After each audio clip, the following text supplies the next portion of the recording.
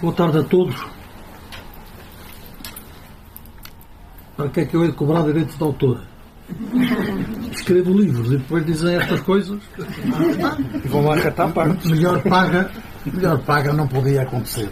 De modo que eu agradeço ao Rui Pereira ter aceito o convite para fazer esta apresentação e agradeço-lhe as palavras que ele disse, que só responsabilizam a ele.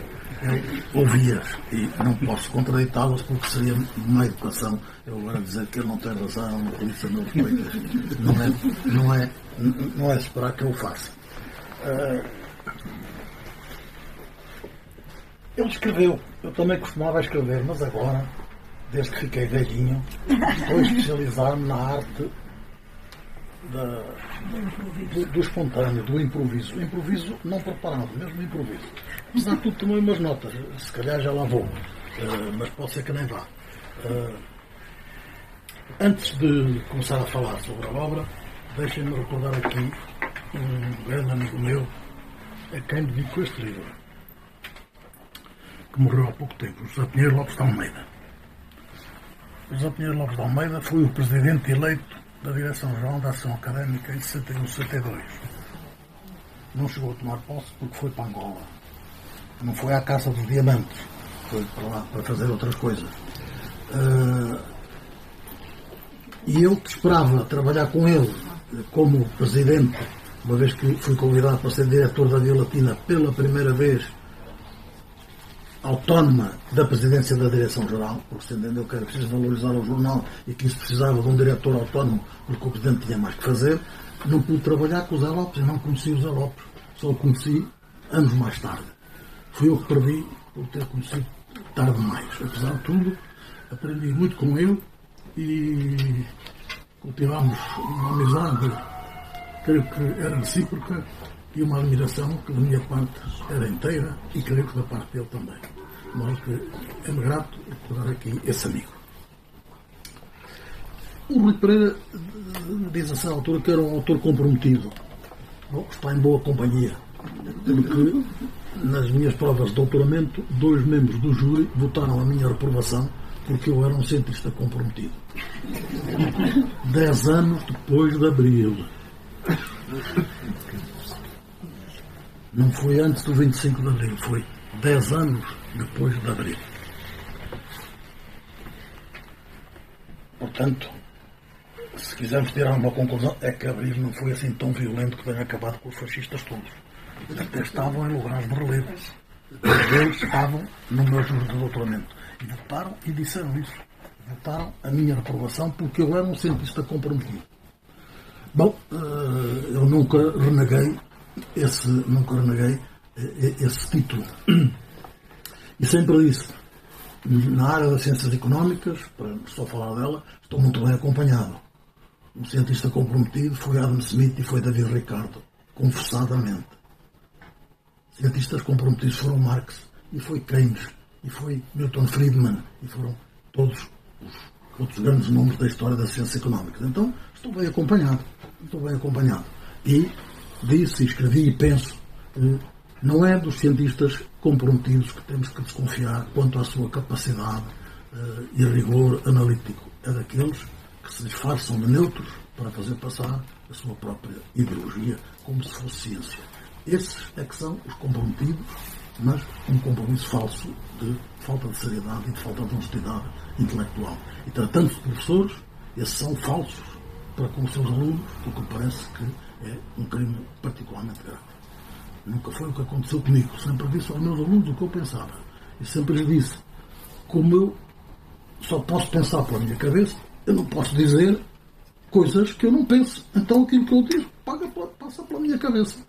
Aquilo que vocês dizem, aquilo que vocês defendem tem que passar pela vossa. Se eu vos ajudar a pensar, estou realizado. Pronto. Foi sempre esta a minha posição. Depois o que é que diria? Que quando peguei no livro para ir preparar alguma coisa para dizer aqui, li, passei e tal, e digo assim, olha que isto não é seu mal.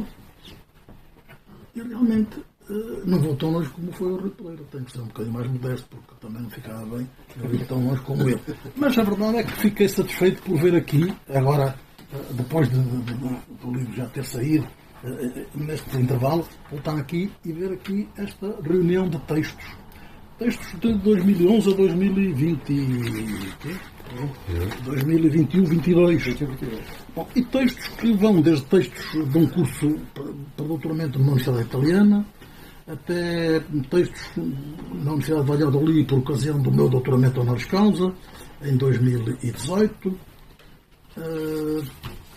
Outro texto numa revista brasileira de ciências criminais. Vejam só, eu que no estudo de direito criminal desde o meu quinto ano, em 1962, mas conseguiram convencer-me a escrever um texto para uma revista de ciências criminais de direito criminal, exatamente sobre o capitalismo do crime sistémico. Outro texto sobre o desenvolvimento científico e tecnológico e o futuro da humanidade. É um tema que está aí, com muito mais de importância e atualidade do que aquela que lhe atribuímos, a importância que lhe atribuímos, porque eu creio que o desenvolvimento científico e tecnológico está a provocar uma ruptura necessária no sistema dominante. O Marx disse, a certa altura chegamos à época da revolução social. Eu não sei se já estamos nessa época ou não, mas estamos a caminho e que se vê que o caminho está a ser percorrido, a meu ver, vê. Outro sobre esta nossa Europa, o neoliberalismo e as políticas de austeridade.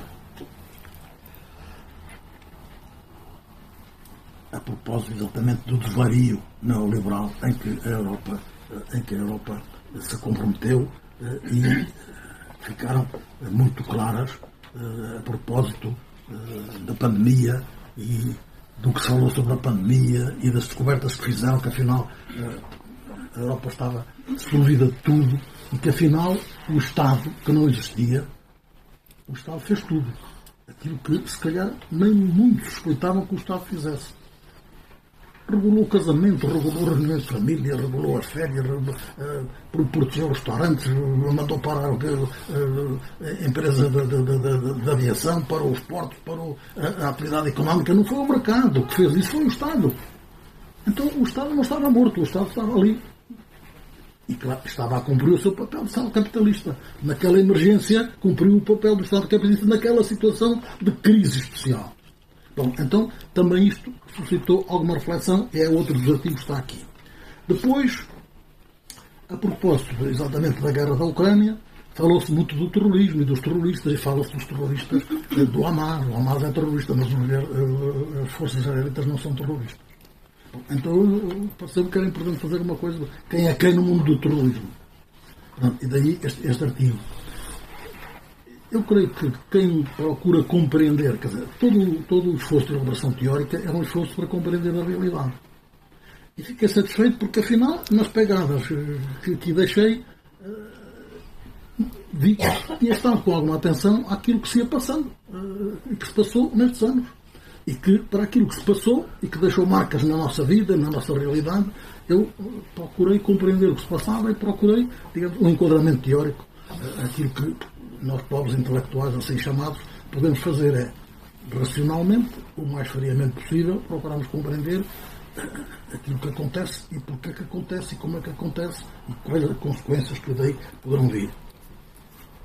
O último texto é um texto que eu chamei de Reflexões sobre a Democracia, uma frase da civilização, citando uma expressão do Papa Francisco, que é oferecido a um colega meu, que foi meu aluno e é meu amigo, o Dr. Costa Andrade, que é um homem politicamente de direita, mas com o qual mantenho relações de cordialidade e de amizade e de respeito recíproco. De alguma forma, o retrato dos últimos de uma faculdade que eu conhecia, da minha Faculdade de Direito de Coimbra, que talvez hoje não seja como foi, mas estas nossas relações representam isso. E apeteceu-me colocar aqui este livro, que escrevi para um livro em homenagem dele, como Presidente do Tribunal Constitucional, no qual digo, dirigindo-me a ele, que entre nós não há tabus e por isso eu escolhi um tema maldito para o homenagear. E lembrando que foi por sugestão dele, como vice-presidente do Conselho Diretivo da minha faculdade que eu presidi, que José Saramago foi convidado a fazer uma conferência na Faculdade de Coimbra e que o Dr. Álvaro Cunhal foi convidado para fazer uma conferência na Faculdade de Coimbra. Não fui eu que me lembrei, foi ele. E eu disse, tem você razão, vamos convidá-los. E assim aconteceu. Portanto, agradou-me incluir aqui, neste texto, apesar de ser sobre o crime sistémico, ele também fala aqui sobre o crime sistémico e sobre as falsas democracias e sobre, digamos, as vigariças estruturais essenciais do capitalismo e do grande capital financeiro. Bom, o que é que eu poderia dizer aqui?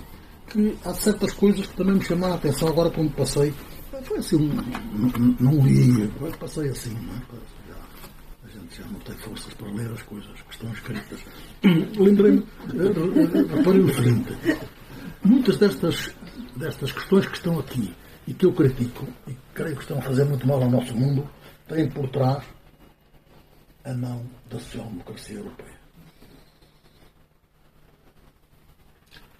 Em nome da esquerda, eles têm edificado a Europa neoliberal. Dizendo que defendem o Estado Social, eles têm estado na primeira linha da morte do Estado Social. Devo dizer que não me é agradável verificar isto, mas não posso fugir a esta conclusão. E os textos que aqui estão ilustram isso. Quem é que inventou o Estado regulador? A social-democracia europeia. Entre nós, o grande patriarca do Estado regulador foi o Dr. Vital Moreira, depois que mudou a sua posição ideológica. Porquê é que foi inventado o Estado regulador? Que não foi bem inventado, ele já veio dos Estados Unidos, mas nos Estados Unidos até tinha tido uma intervenção no espetáculo do capitalismo, uma intervenção relativamente progressista. Aqui, pelo contrário, teve uma intervenção reacionária, porque se privatizou tudo. Uma grande parte do setor empresarial do Estado foi privatizado, mesmo os setores monopolizados, mesmo os serviços públicos, muitas vezes também a situação de monopólio, e depois inventou-se que era preciso regular esses setores, porque eram setores estratégicos. Então, para que é que se privatizaram os setores estratégicos? Isso, de acordo com a tradição europeia, os serviços públicos devem ser serviços à margem do mercado.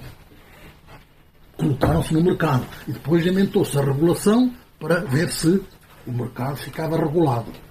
É claro que foi uma falsa solução, porque o Estado não regulou nada. Nem sequer a regulação foi atribuída ao Estado, foi atribuída a agências reguladoras independentes. Independentes de quem? De quem as nomeia?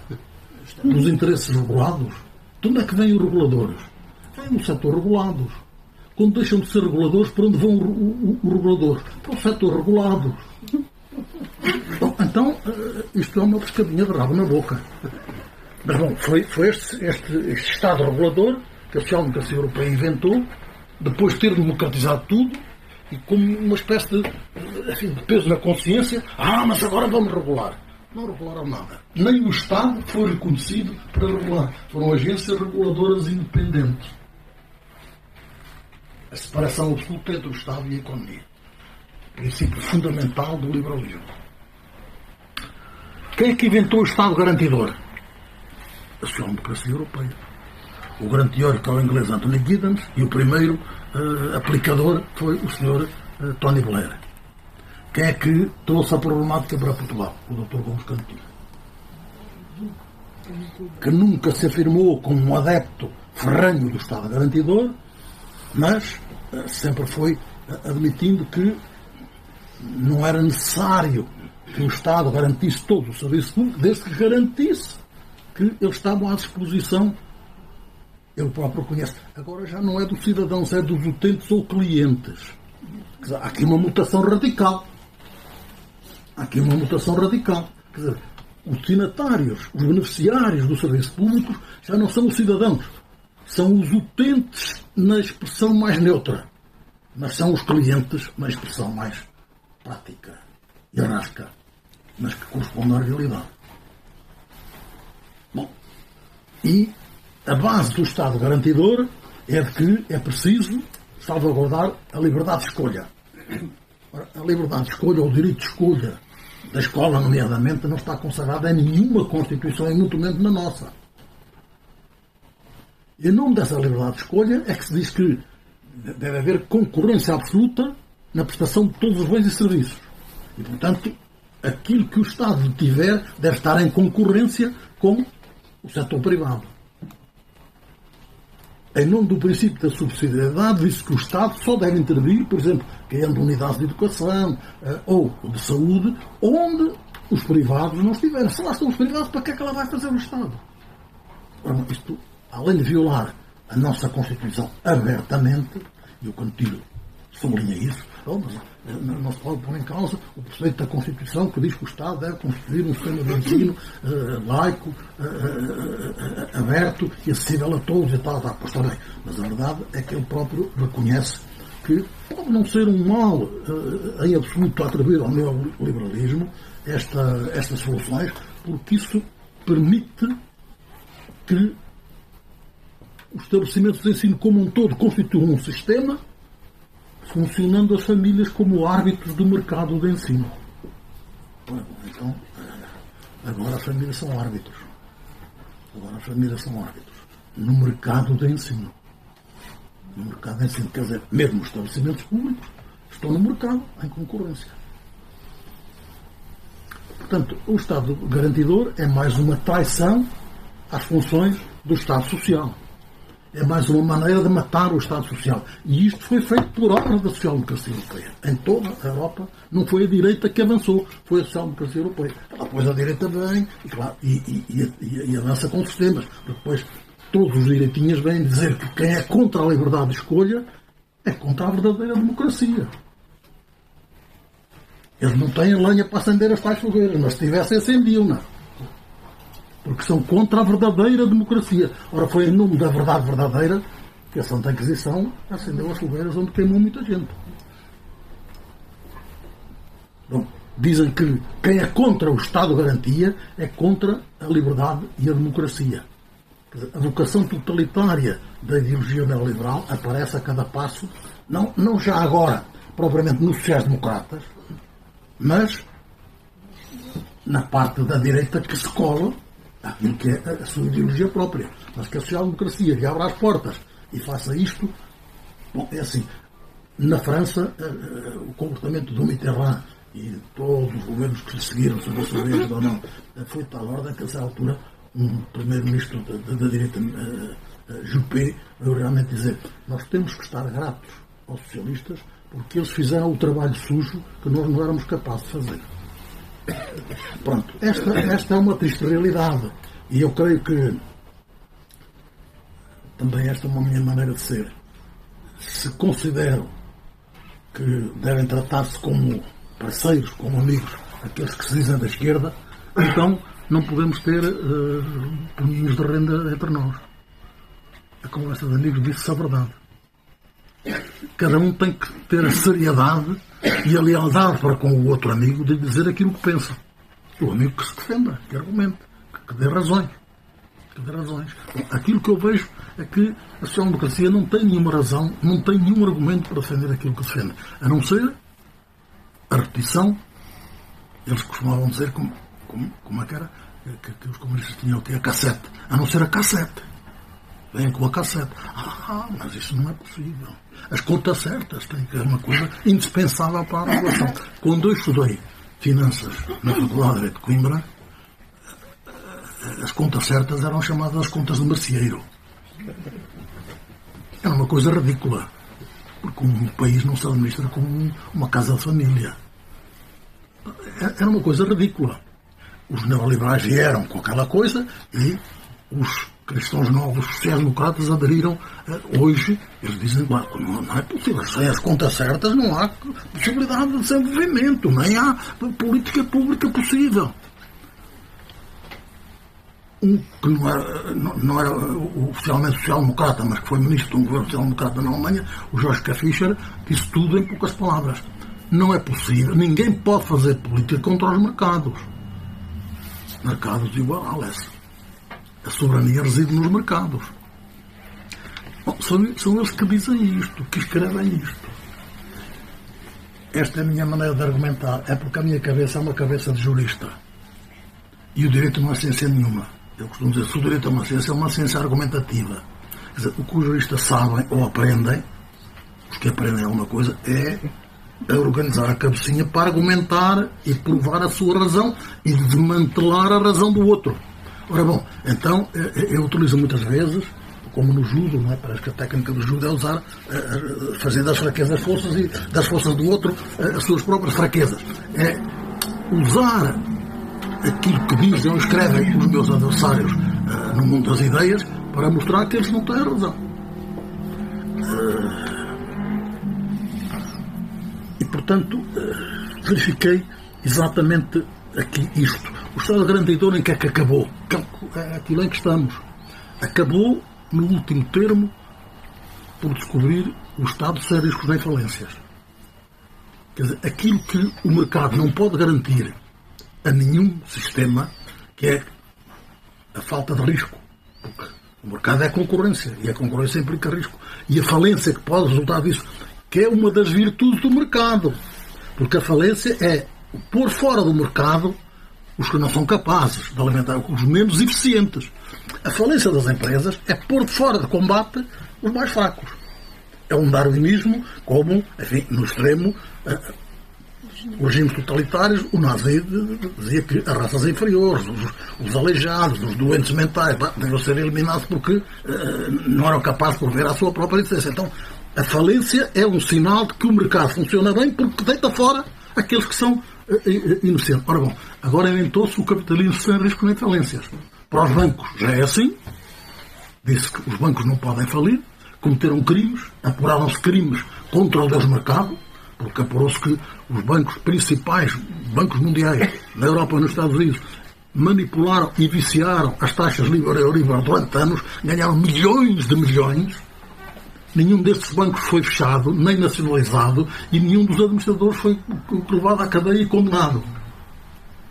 Os bancos continuaram a especular, continuaram a enganar meio mundo, continuaram a ganhar milhões, e nos Estados Unidos, como na Europa, aplicaram-lhes uma multinha, eles ganharam milhões, pagaram umas multinhas de tostões, e o argumento usado na Europa e nos Estados Unidos foi que era preciso salvaguardar a estabilidade do sistema bancário. Porque a estabilidade do sistema bancário é um bem público, fundamental para a salvaguarda da independência da soberania nacional, para a garantia do funcionamento normal das economias, para a manutenção do emprego, para além, naturalmente, da garantia dos clientes que têm os seus depósitos no banco. E eu, que tenho a mania de ser do contra, já escrevi algumas vezes, pois está bem, até podemos estar de acordo. A estabilidade do sistema bancário é um bem público. Mas, precisamente por isso, deve ser o Estado a assegurar o controle do sistema bancário. Porque o sistema bancário e as companhias de seguros absorvem a poupança das comunidades. E a poupança das comunidades, já disse o Keynes, que não era propriamente não pode deixar-se ao livre jogo dos interesses privados. O Estado tem que assumir o controle da poupança nacional, do aforo nacional, e decidir qual é o destino correto desse aforo em termos das suas opções de investimento e de consumo público e privado. O Keynes defendeu isto. E o Keynes nunca se disse trabalhista, nunca se disse socialista. Disse o que eu quero é salvar o capitalismo. Ora bom, mas agora faz-se isto para que os bancos continuem a especular. Porque se acabou com toda a regulação que, depois da lição da Grande Depressão de 29-33, os governos tiraram. Bom, não podemos deixar esse tipo de estar solto, porque senão eles só fazem mal ao mundo. Parece que foi o Roosevelt que disse uma vez: pior do que entregar o governo do mundo ao crime organizado é entregar ao dinheiro organizado. Ora bom, mas o que nós vivemos hoje, com a bênção da social-democracia europeia, a direita está na sua natureza. Não podemos esperar outra coisa dela. Agora, com a bênção, o apoio e o apoio convicto da social-democracia europeia, é que quem manda é a banca. E a banca decide tudo. Está dito por gente insuspeita da social-democracia, uns mais à direita, outros menos à direita da social-democracia europeia, que as políticas de austeridade foram impostas pela grande banca francesa e alemã para salvar dos milhões e milhões e milhões que tinham em buraco, porque andaram a especular e andaram a conceder créditos a países e a situações que não justificavam sem o mínimo rigor nem cautela, digamos, própria do negócio bancário. Está dito e dito por gente de responsabilidade, não é gente de fora, gente como eu, é gente por dentro. Que diz isto, bom, estas políticas foram impostas pelos grandes bancos franceses e alemães. Quem é que pagou a conta? O povo. Os povos da Europa. E, acima de todos, o povo da Grécia, que pagou com língua de pão. Com língua de pão. Ora bom,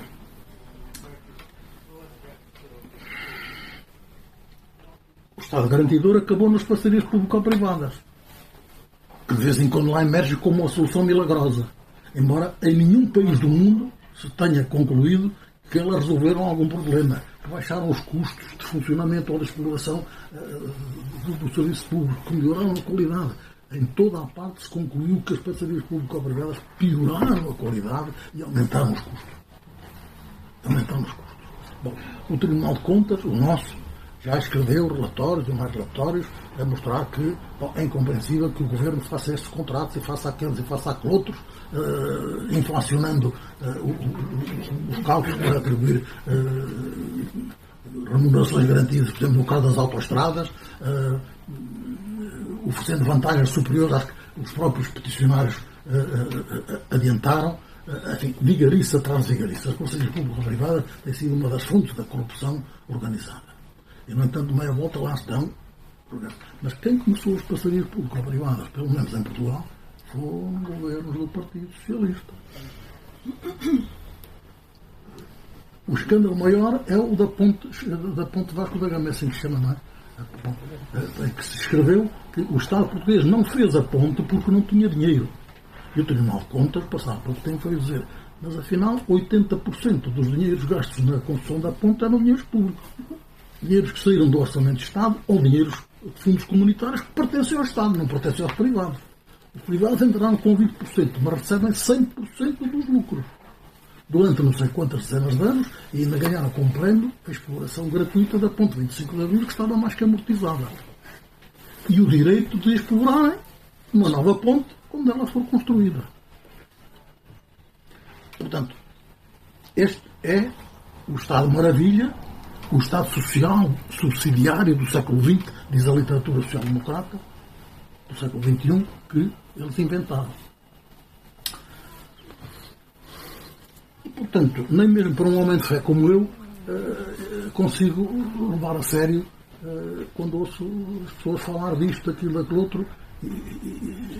Quem conhece estas histórias, como é que pode levá-los a sério quando não mudarem? Num debate de televisão outro dia, não sei se foi a senhora Mortágua, falou de que a Europa agora vai gastar no dinheirão 800 mil milhões em armamento e tal, e eu não percebo porque é que o Partido Socialista e tal. E o homem de esquerda, o radical, como chama o Pedro Nuno Santos, disse, nós temos compromissos com os nossos parceiros. E um governo do PS não pode fugir desse compromisso. Quer dizer, parece que há um mundo que são os compromissos. E esse mundo é discutível. Há uns compromissos. Mas quem acreditou os compromissos? Quem acreditou que a Europa precisa se armar? Quem acreditou que a Rússia é um inimigo da Europa? Quem acreditou que a Rússia vai tomar banho à Figueira da Foz ou aqui nas praias da Forada? Mas a verdade é que o radical de esquerda, Pedro Nuno Santos, não conseguiu dizer outra coisa que nós temos compromissos com os nossos parceiros. Pronto, é matéria de fé. É matéria de fé. Quer dizer, ele podia dizer assim, eu realmente já participei numa reunião, atrelada da Internacional Socialista, porque ele agora não é membro do governo, ou então entendo, o nosso governo devia defender isto. Depois veríamos se chegaríamos ou não. Mas não, nós temos compromissos. Pronto, os compromissos são os que alguém dita, neste caso, são os compromissos de gastar 800 mil milhões de euros a comprar armamento aos Estados Unidos, claro. Assim como a Europa, muito caritativa, está a dar muito dinheiro à Ucrânia para a Ucrânia comprar armas a quem? Aos Estados Unidos. Quer dizer, parecem parvos, mas não são. Não é? Mas, quer dizer, como é que uma pessoa pode levar gente desta a sério? Não é? Quer dizer, como é que é possível? Como é que o António Costa, presidente do Conselho Europeu, veio há pouco tempo ainda dizer temos que estar muito precavidos porque a Rússia não é de fiar. eles não cumpriram os acordos de Minsk. Bom, a todos os colegas não caiu por milagre, porque eu passei a acreditar em milagres depois disso. Quer dizer, como é que um homem destes, com a informação que tem, com tudo que já veio a público, tem o descoco de vir dizer uma coisa desta? Quem não cumpriu os acordos de Minsk foi o governo da Ucrânia. O presidente Poroshenko que os assinou, passado pouco tempo já o dizia. Assinámos, nunca pensámos a cumpri-los e não os cumprimos. Fizeram a guerra aos pretos da neve, como são as populações russófonas do Donbass. E já depois de ter começado a guerra na Ucrânia, o Sr. Hollande e a Sra. Merkel fizeram o favor de ir a público confessar um crime inconfessável. Realmente nós assinámos os acordos de Minsk, mas não foi para resolver o problema da Ucrânia. Foi para ganhar tempo e armar a Ucrânia para que a Ucrânia pudesse vencer militarmente a Rússia. Quer dizer, a diplomacia europeia nunca desceu tão baixo. Se calhar a diplomacia mundial nunca desceu tão baixo como nestas ocasiões.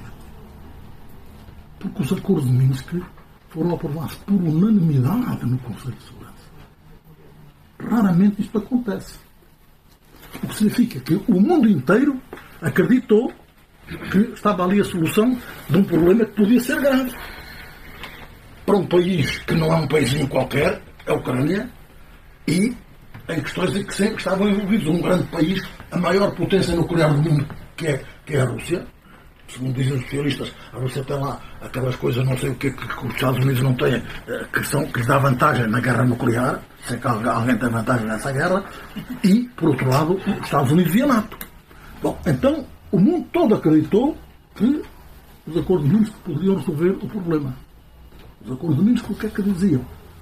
Era uma espécie de federalização da Ucrânia, com autonomia para algumas regiões, para satisfazer interesses das minorias, que nessas regiões são maiorias, e maiorias de 90% ou 80%, as populações russófonas do Donbass, etc., etc. Bom, e depois a garantia dos direitos, nos termos do direito internacional, não era uma coisa criada de novo. O direito internacional garante a proteção dos direitos das minorias. Portanto, e depois a renúncia por parte da Ucrânia à adesão à NATO, que fazia parte de um outro acordo internacional que a NATO desrespeitou ao longo de anos, desde 94 com o Clinton, quando o Clinton declarou que a Polónia iria brevemente entrar na NATO.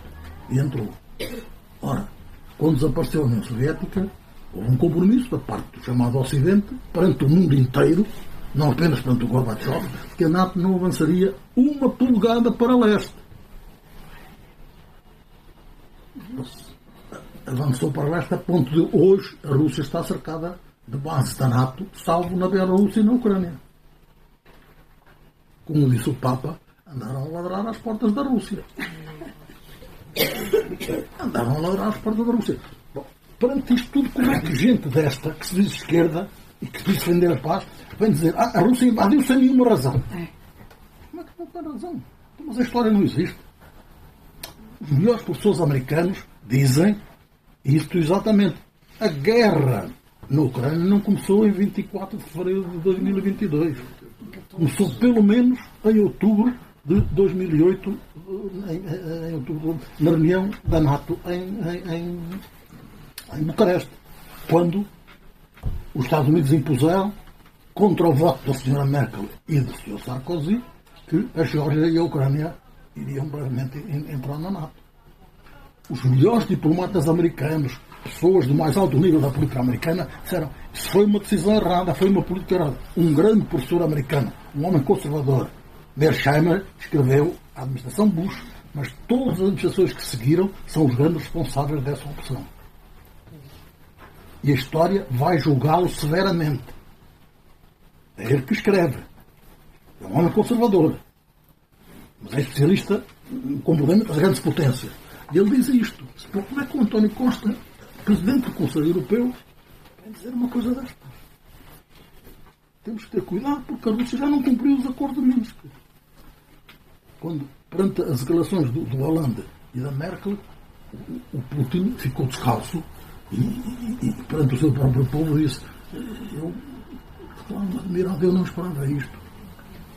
Sobretudo da Sra. Merkel. Porque ele levou a sério. os acordos que foram firmados de paz, cerca de um mês depois da entrada das tropas russas na Ucrânia, quer por intermediação do primeiro-ministro de Israel, quer por intermediação do Erdogan, foram acordos na base dos princípios de Minsk. Salvaguarda da autonomia e dos direitos das minorias na região do Donbass, renúncia da Ucrânia à entrada na NATO, reservando o direito de entrar, se quisesse, na União Europeia, e deixando à Ucrânia a liberdade de assegurar a sua própria segurança mediante o compromisso dos membros do Conselho de Segurança de que, se alguma potência invadisse a Ucrânia, eles lhe garantiam a segurança da própria Ucrânia. Quer dizer, todos os especialistas, o que eu li mais foi um general alemão, Kujat, que foi durante anos assessor para a defesa da senhora Merkel e foi comandante da NATO na Europa. Não há um infiltrado, não deve ser um putinista infiltrado, muito menos um comunista infiltrado. Bom, que veio realmente dizer, e os textos são agora publicados porque jornais alemães e também jornais franceses de direita publicaram os textos dos dois acordos, do Bennett, de Israel, e do acordo tido com o Erdogan. E todos dizem, eram acordos altamente favoráveis à Ucrânia. Por que é que não foram assinados? O do Bennett foi o próprio que disse, é que eu nestas coisas não acho sozinho. Não dei um passo nunca sem falar com os Estados Unidos, com a França e com a Alemanha. E pergunta-lhe o jornalista, então foram eles que não deixaram? Pois, eles disseram que não era para assinar nenhum acordo. E, no caso do acordo do Erdogan, o principal negociador ucraniano chega a Kiev, dá uma entrevista que foi publicada a um jornal ucraniano, em que ele diz, o acordo foi obtido e era bom, mas no dia em que nós chegámos a Kiev, chegou aqui o Sr. Boris Johnson, que proibiu o nosso presidente de assinar o acordo porque o Ocidente não podia ceder nada à Rússia. A guerra tinha que continuar e nós íamos vencer a Rússia. 2 dias depois apareceu morto. Pronto, então a social-democracia europeia está comprometida com tudo isto. E eu confesso que uma das coisas que nem eu me tinha se calhar dado conta que estava aqui esta linha tão marcada. E fiquei impressionado com isto. E portanto, era isto que eu vos queria dizer, para não rimaçar mais. E mais uma vez, tinha cá os papelitos, mas deixei os papelitos e fui para atrás das minhas próprias palavras, do meu improviso. A gente, com a idade, vai aprendendo alguma coisa e vamos ganhando este treino de dizer assim, umas coisas em conversa de amigos, para ver se criamos o ambiente para que a conversa continue. Obrigado pela vossa atenção.